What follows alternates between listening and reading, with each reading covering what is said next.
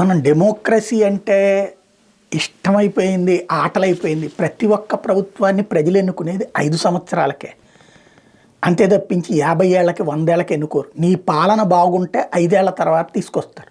నీ పాలన ఇప్పుడు 5 ఏళ్ళకి అవకాశం ఇచ్చారు, ఈ 5 ఏళ్లలో చూసుకోవాలి. కానీ మాది మంచి ప్రభుత్వం, ఇంకా కంటిన్యూ అయితే బాగుండేది, ఇంతకుముందు లేదు.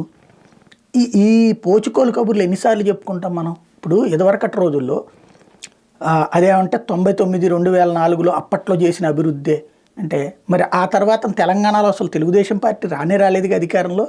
ఆ తర్వాత అప్పుడు రాజశేఖర రెడ్డి ఉమ్మడి ఆంధ్రప్రదేశ్లో, ఆ తర్వాత వచ్చినటువంటి రాజశేఖర రెడ్డి మరణం తర్వాత రోసయ్య, కిరణ్ కుమార్ రెడ్డి, ఆ తర్వాత కేసీఆర్. వాళ్ళ ఆర్థిక పరిస్థితి అద్భుతంగానే ఉందిగా, ప్రభుత్వాలు మారినాయి కదా, అద్భుతంగానే ఉందిగా. ఇక్కడ 2014-19లో తెలుగుదేశమే కదా అధికారంలో ఉంది. మళ్ళీ 19-24లో జగన్ వచ్చిన తర్వాత మళ్ళీ వీళ్ళే కదా అధికారంలో ఉంది. 19 దాకా, అది 19 నుంచి 23 దాకా ఉన్నాక మధ్యలో 5 ఏళ్ళు లేకపోవడం వల్ల నాశనం అయిపోయింది.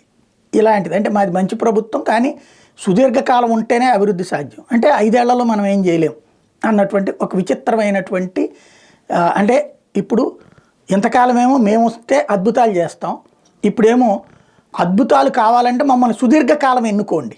ఇప్పటి నుంచినే సైకలాజికల్గా ప్రిపేర్ చేసేటటువంటి కాన్సెప్ట్తో నడుస్తుంది.